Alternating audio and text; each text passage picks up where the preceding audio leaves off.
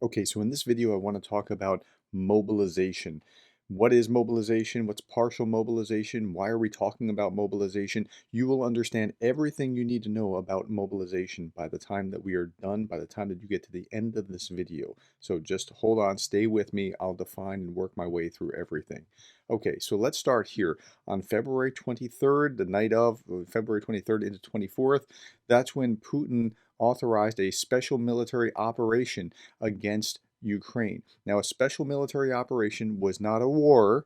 It was just a special operation, which means Putin did not mean to call up the whole army, mobilize the entire country in order to get there. But that also meant that he was limited. He could only use what he had allocated for the special military operation. It's just a different thing. Then the other night, he argues that now we're going to partially mobilize. Well, what does partially mobilize mean?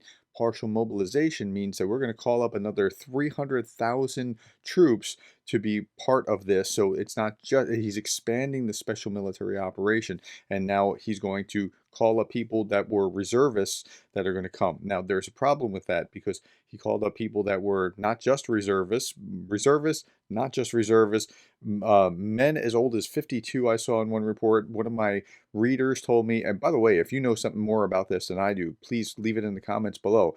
One of my readers said there was a 63-year-old that was called up. The ethnic minorities are being called at a higher rate, and it's a mess. People are pushing back in Russia about this. Okay, I'm going to go through a number of articles to help you understand this. So we're going to go 2 days back on the Institute for the Study of War, which is a crazy valuable source. The Russian armed forces have not been setting conditions for an effective large-scale mobilization since at least 2008. They're trying to go to an all-volunteer force. And so they're not prepared to rapidly deploy to a full mobilization stance. The Russian military tried to move to an all-volunteer basis in 2008 during the financial crisis. Remember the financial crisis that shook the world in 2008? And they failed to transition fully. It was to save costs following the financial crisis, and one such cost measure reduced the term of mandatory conscription from 18 months to 1 year. Okay, so now these soldiers are not really fully trained. Like in a year, you can't really, you're getting only the bare minimum for competence within a year. You're not really getting a fully trained soldier. Now, that was yesterday's ISW. Here's today's ISW, and this is really, really, really important. Okay, the Kremlin is attempting to message its way out of the reality of major problems in the execution of partial mobilization. Again, they said 300,000, it's only going to be reservists, and what the people are seeing is very different than what the Kremlin has promised, and so there are protests that have broken out. People are trying to escape Russia. So all kinds of bad things are happening in Russia at this point. The violations are clearly too common to be merely the result of individual errors, and Russian citizens can see them. Okay, the Kremlin faces a daunting task because they're trying to simultaneously have enough manpower, and they don't have enough manpower because by any estimate, by the American estimate, by the British estimate, and certainly by the Ukrainian estimate, tens of thousands have been slaughtered in Ukraine because they've been just pushed into a wood chipper, and so they're trying to replenish these troops. So they need to call up this 300,000 in order to have the manpower to try to meet their objectives, but they're having a hard time raising it because, well, here we are. Now here's a map of the protests. I found this fascinating. Look, this is Russia. Protests against mobilization in red. This is just amazing. Attack on a recruitment center. There were multiple attacks on recruitment centers in Russia. Look at that. I mean, this is in a place where just a few months ago, if you held up a sign in protest, there was an account of somebody holding up a blank sign and went to jail for holding that up in protest. And this is what's happening. Okay, so there's a reason that this is happening as it is. They're protesting, they're pushing back because before it was a special military operation, the war didn't affect them. Now the war is affecting them and their sons and their husbands and their loved ones, and that's what's going on now. You'll also see the polls shift when people ask, do you support the war? Just watch, you'll see that. Okay, let's turn our attention to the British. The British do a intelligence update daily, and here's what they say.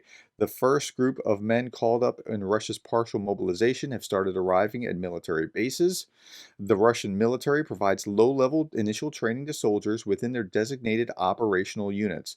The way it works in Russia, you're assigned directly to the 7th Armored Brigade or whatever it is, and then you do your training there. Now, there's a problem with this. So there's nobody left back to train because they deployed in many of these units everything. Okay, so they're trying to replenish and they don't have a way to train, and many of the drafted troops will not have had any military experience for many years. Well, they're reservists, so they should be able to go, and they're going to push them right out to the front with minimal or no preparation, and that's likely to cause a high attrition rate, and that's going to be a big problem because now you're not only seeing the dead Russians come back that were coming back. That's what's causing this pushback. But now you're going to see an even higher rate, and it's going to accelerate the problem. Okay, what did Volodymyr Zelensky say about this? When we see this, when we see these offensives, we are once again convinced that the Russian mobilization is a frank attempt to give commanders on the ground a constant stream of cannon fodder. And that's probably about an accurate statement. There is simply no other point in the Russian mobilization. Yes, they're trying to replenish the troops, no doubt about it. So the Russians know this. They're not dumb. They understand this. So they're pushing back. So Russia continues to crack down on spreading anti-mobilization protests, said Radio Free Europe. The number of people detained in Russia for protesting against the country's partial military mobilization has risen to nearly 2,500 people. That's freaking amazing in a place where there was protests early on and it got really quashed. New laws were passed that you could get 10 to 15 years in jail for speaking out against the military, but people are coming out of the woodwork now. And these protests were in 43 cities. I mean, it's amazing. Attacks against recruitment centers have spiked. A man shoots an officer drafting residents for war in Ukraine. Like before, you couldn't hold up a blank sign in protest, and now they're shooting recruitment officers. In a separate incident, another man sets himself on fire as protests at Putin partial mobilization continue. Like, wow. Protests also continued for a third day in Dagestan region. Dagestan is a Muslim majority country. I talked about this in yesterday's video, and they're disproportionately drafting these people. They're disproportionately drafting Crimean Tatars, which are not ethnic Russian. They're something else. And so they're ethnically discriminating here as well. Tensions are rising across Russia. This is only the fifth day of conscription, wrote Mikhailo Polodek, an advisor to the Ukrainian president, before the coffins begin to return. So they're not even going to battle and returning yet and having these protests. It's just that the Russians are aware that this is what mobilization will mean for them. Russians fleeing to Georgia share their experiences of getting out. So this is what border guards are asking them when they're trying to get across the border into another country. Finland closed the border. They're streaming over the border into Mongolia. This is the Georgian border. Okay, so they're sold out flights, border crossings backed up for kilometers. For Russians fleeing, it's not easy to get out. Georgia remains one of the few exits left, which is really amazing because Georgia, remember the war back in 2008, I think it was, between Russia and Georgia? Many Georgians apparently have little sympathy. You are only worried about not being killed in Ukraine. You had 7 months to speak out against the war, but until they knocked on your door, you supported Putin. That's a good point. Like, that's where most of Russia was. Pre-mobilization, they were like, go Putin, go do this special military operation. And now they're not so interested. Okay, another article. Russian Patriarch Kirill says dying in Ukraine washes away all sins. Now this grieved my heart. I read this and I was like, man, really? This is the head of the the Russian Orthodox Church. Nobody should be saying anything like this. The Patriarch Kirill, head of the Orthodox Church, has told his followers that sacrifice in the course of carrying out your military duty washes away all sins. That is heresy. There's nothing in the scripture that says that. Kirill, a prominent supporter of President Vladimir Putin, who has blessed the war effort, he was also warned by Pope Francis against becoming Putin's altar boy, right? So that's where he is. Kirill sees Russia's full-scale invasion of Ukraine launched in February as a bulwark against the decadent West and has insisted that Russia has never attacked anyone. That's where he is. Russia's never attacked anyone. Ukraine would beg to differ. This was just sad that Kirill is saying that kind of thing. Okay, let's have some fun with Russian state media. This is Putin and Lukashenko talking about in a joint conference about how the West should treat Russia and Belarus with respect. Well, be respectful if you want respect. Belarus and Russia are countries that are prepared to work with the West, but only if there is mutual respect. Putin agreed with the Belarusian leader, insisting that the West must treat us with respect. The televised address last week, Putin claimed that Western countries openly admit that they managed to break up the Soviet Union in 1991 and were now aiming to split Russia into many regions that would be at each other's throats. Okay, so he picked up on somebody's line that said that, who stupidly said that, but the West wasn't really that interested in you. You know that he's just not that into you. The West wasn't that into you until you then try to knock over your neighbor, and now you need to mobilize because it didn't work because the West has been trying to supply your neighbor because you've been a bully. So that's what's been going on there. Okay, the status of the special operation, again, they called it a special operation. It was always a war, but they couldn't, because they didn't call it a war, they couldn't fully mobilize. Now they're partially mobilized. And in fact, there's some evidence, there's a classified part of the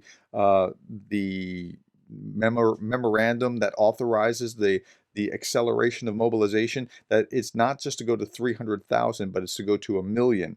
And that what might be what's inflaming this as well, if that's true.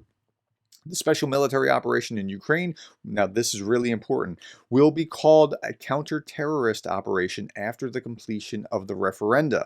So once those referendum, those 4 oblasts in Ukraine become part of Russia, which is what's going to happen. We all know that, right? The head of Crimea said that it will become a counter-terrorist operation. This is why you need to have these additional hundreds of thousands of soldiers to defend this as counter-terrorism, because that's what's going to happen. So that's a really interesting insight. This is why I read Pravda and why I read RT, because it's going to give us some sense of what's going on there. Okay, what to expect from Putin's address on the Federal Assembly on September 30th. So there's another address coming up, and they're saying Putin's annual address will be even more important than the 2014 address for the return of Crimea. Look how they talk about the return of Crimea. Not that they snatched it, but they returned it to Russia, just like Putin's returning these 4 to Russia. And they speculate about a number of things that he might say, but they say this as well. The issue of Russia's new borders is also important because the occupation by foreign Ukrainian troops on the territory of Russia, according to the law on martial law, and this is what we're talking about. We're talking about mobilization. The new law that allowed mobilization, the law on martial law, is a sign of external aggression. Right? So as soon as they declare that those areas are Russia, then any fighting there will be external aggression. It will be as if the Ukrainians have attacked Moscow itself. So that's the way that they're thinking about it. This reason serves as the basis for the implementation of martial law. So they'll declare martial law in the regions, or maybe even in Russia proper. I don't know, but that's what's going to happen. Okay, RT, last article. RT Hindi debuts on Twitter. Why does that matter? Russia today has launched a new Twitter account aimed at its Hindi-speaking audience. Well, this is important because all the Russian propaganda that comes from Russian state media gets repackaged and carried again. Russia in Russian, in English, now in Hindi. So they also serve up content in German, Spanish, French, Portuguese, and Arabic. So they are reaching various audiences around the world with this kind of nonsense about this is, that, and they will be serving these articles wholesale, saying things like that this is a counter-terrorist operation or whatever. That's how they're going to further their aims, by spreading it through means like RT and Pravda. And that's why I watch it. That's why you watch it. Okay, I hope this helps you understand how mobilization works, how the Russians are, reacting to this right now, how it's going to play out over time, where they're going to have enough soldiers, hopefully, by Russians' perspective, to run a counter-terrorist operation against these foreign invaders of Ukraine who are trying to take back their own land. I hope that helps you understand what mobilization is. If you like this, please give me a like so that it can spread on the YouTube algorithm, and I will see you again tomorrow.